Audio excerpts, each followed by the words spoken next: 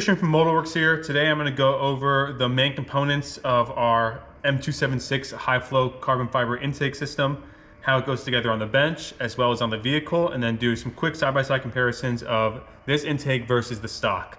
So starting off here, the most essential component of the entire kit is our actual intake tube. So as you can see here, this is genuine carbon fiber. It has billet aluminum 661 flange and map port here. So this is to connect these two components as well as to fit our harness extender inside of there. We opted for an oval shaped design here just because this allows us to get more airflow in a smaller overall space. So this oval cross section is about equal to a 4.5 inch diameter, a circular diameter. So when you see people talking about a 3-inch intake, a 3.5 inch intake, keep in mind this is essentially a 4.5 inch intake. So that's pretty large given it's only a 3-liter engine. So we have a matching oval filter and these guys slide right on together, and there's a hose clamp here that holds it into place. Before I continue though, I kind of want to show you guys how this compares to the stock box. So just looking at the cross sections here, OEM versus ours, you can see essentially how much bigger the overall shape is. And then looking at front to front, like width-wise, you can just see how much fatter the tube is to get all that airflow in. This is pretty restrictive here, so there's it's not really doing you guys any favors keeping this one on. So moving on, basically we have our intake tube here, and how this mates to the turbocharger itself is we use a 6061 billet aluminum velocity stack that we machine here. So we have a nice fillet radius right inside of there with some dimpling, as you can see, and that is to just promote extra airflow. It improves the boundary layer and helps accelerate the air. It's a nice little touch we added since we were machining these here.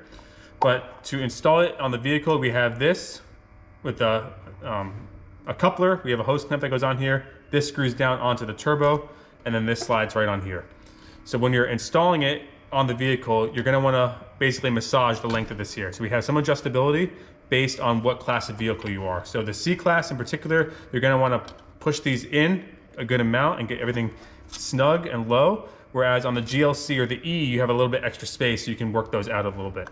So putting this back together here, we have this on all together, and then we have our inlet enclosure. So this is the piece that connects to the front of the vehicle, accelerates the air to the filter, and then gets sucked into the turbo. So comparing this here to the OEM, you can see, again, just the overall size. So they have a similar shape just because that's what's available in the engine bay, but just looking at some of the cross sections here, you can see how thin this gets on this part and how much more available airflow we have on the Modalworks side. So there's a decent size comparison side by side right there for you. So putting these two together, all you do is you slide one into the other, and then you bolt it together with the supplied bolts.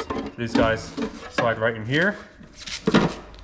It basically clicks into place. You have 4 bolts on the flange and then 2 on the top and bottom. There's 1 bolt down inside here that's a little bit challenging to get to. You don't actually have to put that in. The other 5 are sufficient to hold this together. But you can get to it with a really stubby Allen wrench. So this is what the basically one side looks like. Then we have 2 options for our coupler that leads into the front over here based on your class. So the C class is a shorter one, the E class has a longer one. If you're trying to order for your vehicle and you don't see your specific model on there, please message us and we can send both of these out to you, and if we need to modify it, we can send you a revised one to get it onto your car, and we can give you a little bit of a discount there for being a tester. And finally, we have our map harness extender. So this guy goes right into our tube. There's some keying features on here, and it matches inside on the aluminum bit. So essentially you pop that in there, it clicks into place, and then rotates down. So like that. All right, so now I'm gonna show you guys how to install it on the vehicle. So removing the OEM is really quite simple. There's the air guide that comes up to here that you basically remove. There's clips on the front and back. And then to remove the box, there is an E10 or an E8 right here that you unscrew, and there's ball studs on the back, and basically this whole thing unclips and pulls right up. So it's that simple. You can see these are the points right here for that. Now going on to installing the Modalworks, it takes a little bit of finessing to get into place, but it's really not that bad. So first thing is we install the velocity stack right onto here. If it's a little snug, grab a little engine oil and just rub it on the inner diameter here or on the O-ring so it slides on smoothly, and line up the holes. So that goes right there, clicks down into place. And then you have your pre-assembled air intake. I leave this loose for now because you're gonna wanna adjust this in place. And I pre-install the front coupler here. So what I like to do is I first line up the front and get it over the lip here. And then I rock the entire assembly straight down. And then you get this, the elbow to go over the velocity stack, and it drops in there.